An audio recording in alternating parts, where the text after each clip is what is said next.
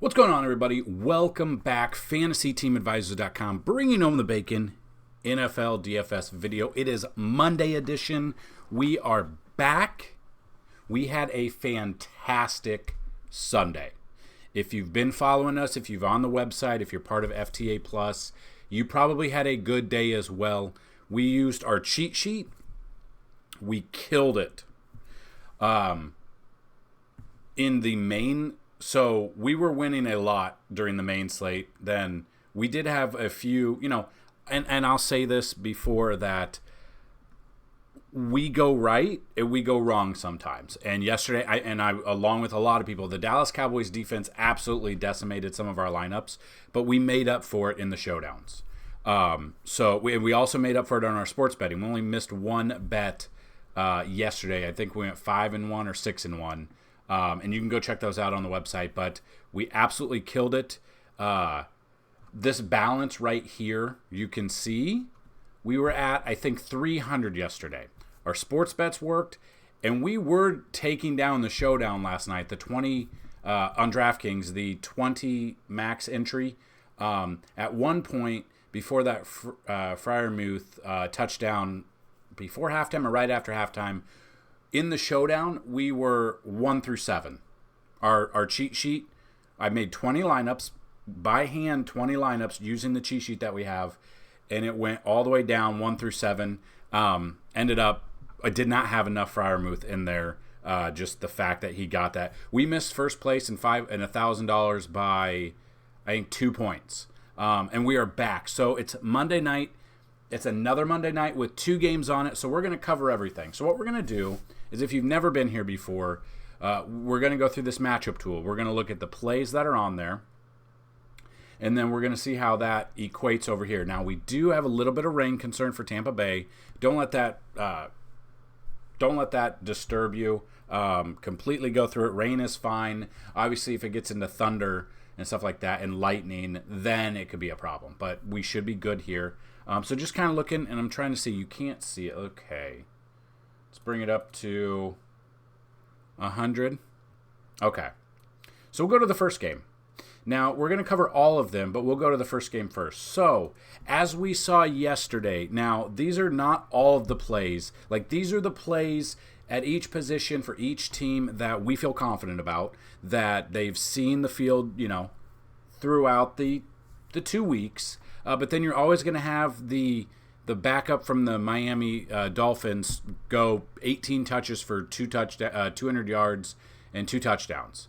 You're going to have Tua go off for 70. Well, he didn't get 70 points, but absolutely murdered it with that. At the Chargers and the Vikings game, I felt like it was going to be another one of those. So I felt confident all week about it. 54 over under going into the game. It kind of felt like the week before with the Jaguars and the Chiefs at 51, and then they put up, 26 or 27. And this game started off slow. I think Vikings had like 3 turnovers early. I was like, oh, this isn't going to be good. And then they just whipped it up and started getting back into shape, and I think they hit the over-under. Could have hit even more than the over-under had Hawkinson, the ball thrown at the end zone. Had he caught it and not interception, that would have pushed us way further, and our lineups would have murdered even more. Absolutely fantastic Sunday. We're going to have some sports bets going on as well. So if you are not part of FTA Plus, go to FantasyTeamAdvisors.com. FTA Plus, $24.99 for a month. Includes all DFS sports that we offer and sports betting as well. Or you can get the yearly pass for $199 one full year. We're about a month away from NBA. So that being said, we got the 2 games on the slate. We got Philly at Tampa Bay, and we got the Rams at the Bengals. So as of now, Philly and Tampa Bay have an over-under 45 of the making of this video. Philly, the team total there, that implied team total for so far right now, 24.23 compared to 21.63 for Tampa Bay. We know the Eagles are really good. It just depends on what Jalen Hurts we're going to get, if he's going to throw it to certain players or he's going to run the ball in there. Then you got Baker Mayfield. You got Mike Evans, who's starting off the year very, very hot. You got Chris Godwin. We've got some other plays there. So 2 games, 4 teams. Let's get right into it. Jalen Hurts, we know who he is. He's 8,000 on DraftKings. He's the most expensive by... Yeah, no. So you got Joe Burrow at 6,600. He's a game-time decision. I fully expect him to play, but this is definitely something to monitor. But we've got Jalen Hurts here. Then we've got DeAndre Swift. On the season, he's got 53.85% of the snaps. Last week, he played 75% of the snaps. But rushing, he's got 39% of the snaps overall the season, compared to 19 from from Gainwell, 8.22 from Boston Scott. Rashad Penny's also there. This is the problem. When the team is this good and they're double teaming the wide receivers, then they know the running back one. This is where Boston Scott could come in and kind of vulture a touchdown, or Rashad Penny could come in and, get goal line work for whatever reason, vulture that touchdown as well, and then it's kind of screwed. DFS-wise, those are good plays for like a showdown, because you got to get a little creative with a showdown. But just kind of looking at this, Tampa Bay through 2 weeks, their DVP on DraftKings is 20 against the quarterback and 21st against the on FanDuel against the quarterback. Wide receivers through 2 weeks, Tampa Bay's really good against running backs. Really good. They rank 5th on DraftKings and 6th on FanDuel. But they are very bad against the wide receivers. Now, through the first 2 weeks, we know that the Jalen Hurts to Devontae Smith connection has been phenomenal.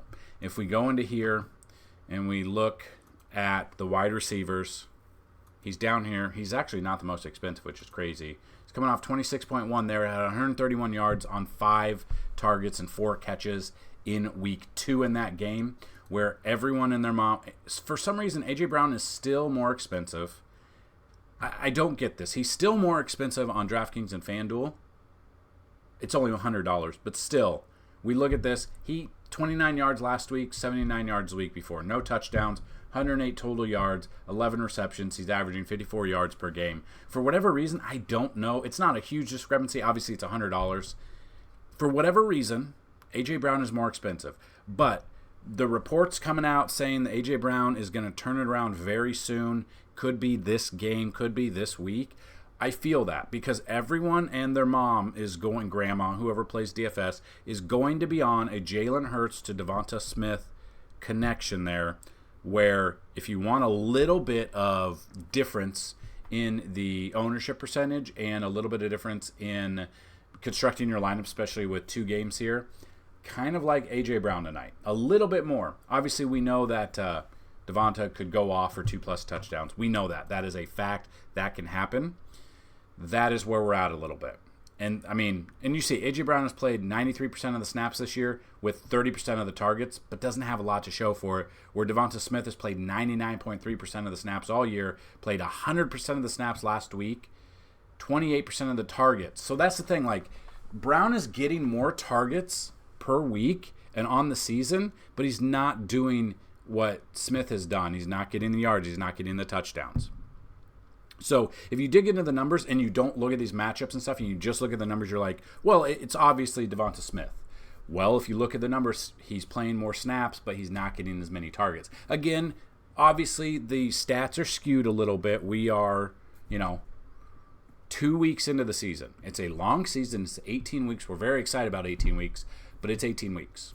21 if you include the Super Bowl. But that being said, I think a lot of people are going to be on Devonta Smith. I kind of like A.J. Brown just a little bit more. You will be paying up $100 more on... So A.J. Brown is $100 more on DraftKings, but $100 less on FanDuel. The pricing was really weird in week 2 so far. And we'll just continue with that. So be on the lookout today. I'm going to be putting out a first look of week 4. I'm going to be putting out an NFL week 4 first look. We're going to look at everything. We're going to look at the matchups, and we're going to go from there. So that being said, get ready, because I want you guys to be ahead of the curve. I want you to be ahead of the pack. I want you to get your mindset ready. Get your lineups in. Look at this video. Get your lineups in here. Now let's move on to week 4. Let's get ahead of the pack so we feel confident about it. We can see the trends. You can see the pricing. You can see the bets through here. And that's kind of what we're going to look at. So follow us on Twitter at advisors_team, because I'm going to start tweeting out some like prop bets and some like bets that stick out to me on like a Wednesday. And then you can either take the bets then, or you can see the trend. Now, if you put your bets in a little bit earlier, you probably get better odds than you would if you wait till day of. It just obviously injuries in practice are the only problem with that. So that being said, if you're looking at other wide receivers for Philly, Quez Watkins, Zacchaeus. Now let's just look at Quez Watkins here. He's out. Okay, so he's out. Okay, so he's already ruled out. So there we go. $3,000 one gone. Now Zacchaeus here was not targeted last week. Now with Quez Watkins out of there, we can see he's still $3,000. He's a cheap option. This would be one where this is, if you make 20 lineups for Thursday or Monday Night Football, because there is 2 games, this would be one that I would be targeting a little bit. So we know how good the Eagles' offense is. Everyone's going to be on the other 2. Get a little bit ahead of the field here. Now, I'm not going to say this is a boomer bust play. It's a complete tournament play only. Would not be playing cash with this one, but that is one I would look at since Watkins is out. We did see Watkins last week. Didn't have any targets. Had nothing. Week 1 had 2 targets and 2 catches. So he was involved. Now he's got a hamstring injury. He's out. Zacchaeus, I'm okay with Zacchaeus a little bit there. Then we look down to the tight end position. You can see, obviously, Dallas Goedert's tight end 1, 94.4% of the snaps on the season, 96 last week. Last week he had 30% of the targets, though. What does that mean? Go into here, Dallas Goedert, game logs. He hasn't really done much, though. Didn't do anything in week 1, only had 1 target. They did end up winning that game.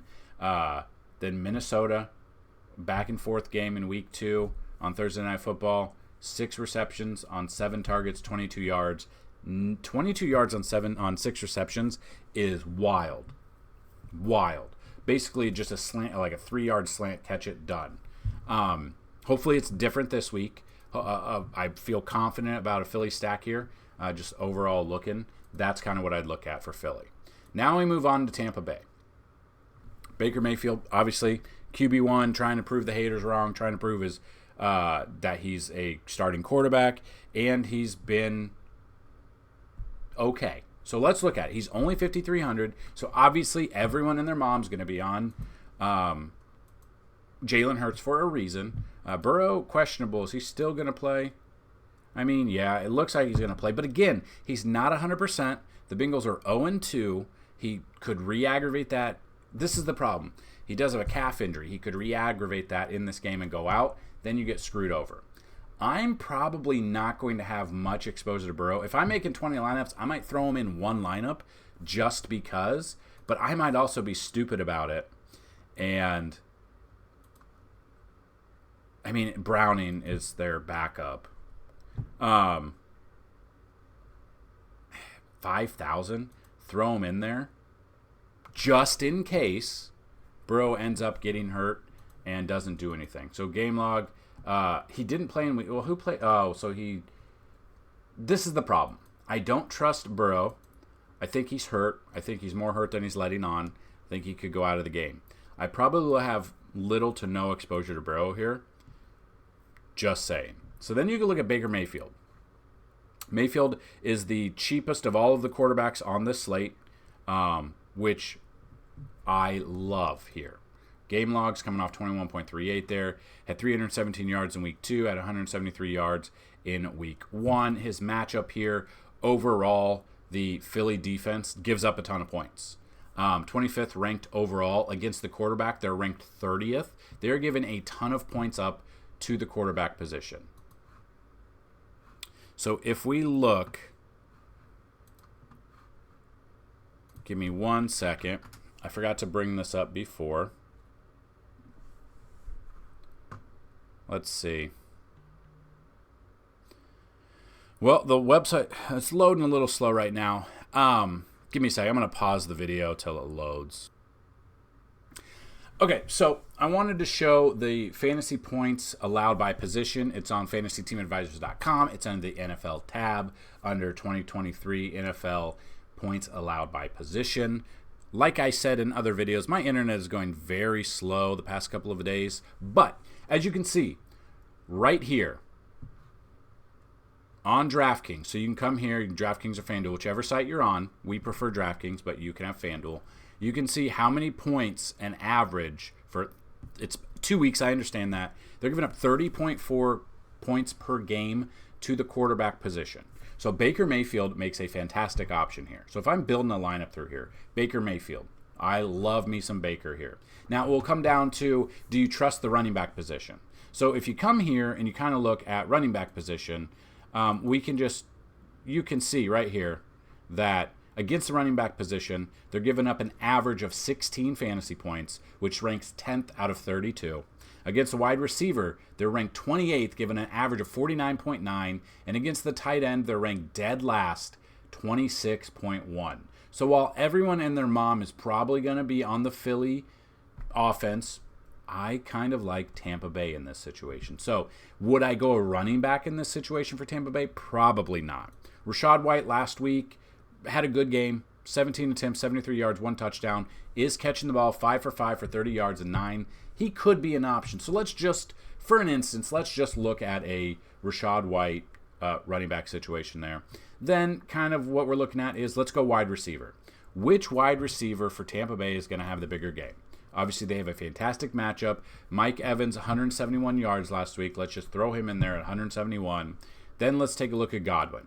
So we look at Godwin. He's had back-to-back 10-plus fantasy point games, 50-plus yards there. He's 5,700. So if you look at 5,700 compared to 6,300, not a huge difference.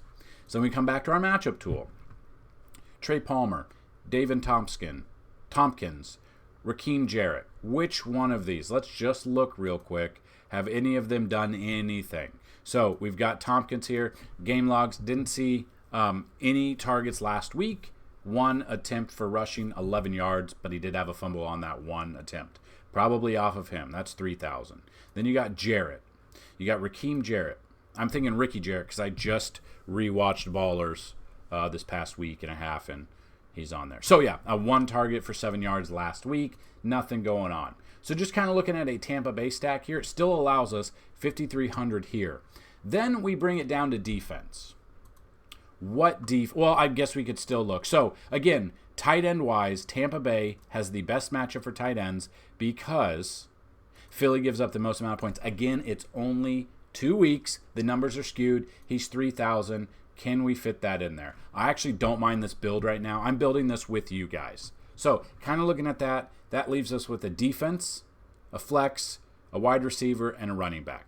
So defense-wise, Eagles makes no sense because we're taking they're not, for whatever reason, they're the highest priced, but they've got the worst matchup. Bucks against Philly, GPP-wise, I'm okay with. Rams against Cincy. So the Rams defense on the year did nothing against San Francisco, only had 6 against Seattle. I think everyone's going to be off of them. I'm throwing them in there. That brings us to a running back, wide receiver, and a flex. So running back situation, we could be looking at, let's look at the next 2 games here. So obviously we don't really want to take very many Cincy players because we're taking the defense against them. But looking at this, Rams, Matthew Stafford, if you haven't looked, so Matthew Stafford here, and I'm going to be making multiple lineups today.